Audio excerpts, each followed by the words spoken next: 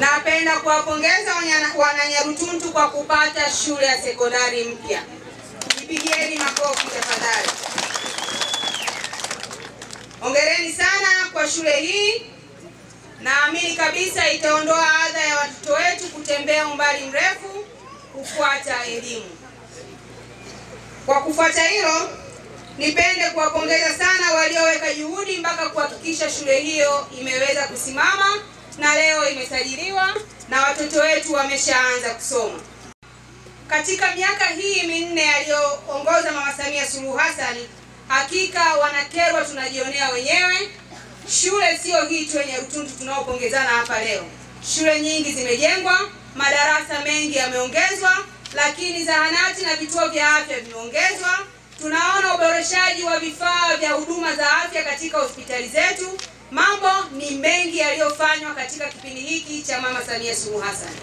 Zaidi ya bilioni 70 zimeletwa katika wilaya ya Kerwa kuhudumia wananchi wa Kerwa kwa miradi mbalimbali ya maendeleo.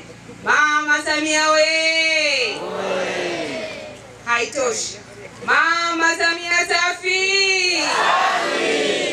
Mama Samia oye! Nikisema Mama Samia tunasema mitano tena. Mama Samia mitano tena. Niwapongeze shule ya Nyarutuntu Dreams. Nimefika pale store, nimeona kuna vyakula, mpaka kuna mchele, wanafunzi wanakula ubwabwa. Niwapongeze sana wazazi. Niwapongeze sana wazazi, na niombe kwamba kata nyingine na vijiji vingine waige mfano huu. Watoto wanapokuwa wameshiba, wanakuwa wanatulia katika kusoma na hatimaye watakuwa wanaelewa. Kwa hiyo nitoe wito kwa kata nyingine, tuendelee kuchangia chakula cha wanafunzi mashuleni. Lakini kuna jambo lingine ambalo silipendi sana kwa vijana wetu. Vijana tujitahidi kujishughulisha na kazi.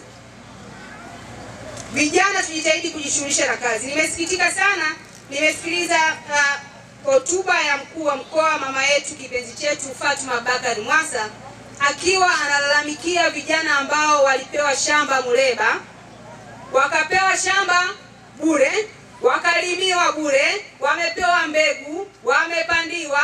Sasa kwenda kupalilia, kila mtu amepewa eka moja, ambapo ukivuna mazao yale ni ya kwako, bado wanataka serikali iwasaidie kupalilia. Hiyo sio sawa. Hiyo sio sawa. Kwa hiyo niombe sana Wanakerwa, niombe sana vijana wa Kerwa, huo mfano sio wa kuigwa kabisa. Tujitahidi sana vijana, tunaposhikwa mkono basi na sisi tunyanyue miguu. Yaani wewe unabebwa alafu unashindilia miguu chini, utanyanyuka kweli? Sasa kama serikali inawanyanyua, basi na nyinyi muweze kunyanyua miguu, muweze kunyanyuka.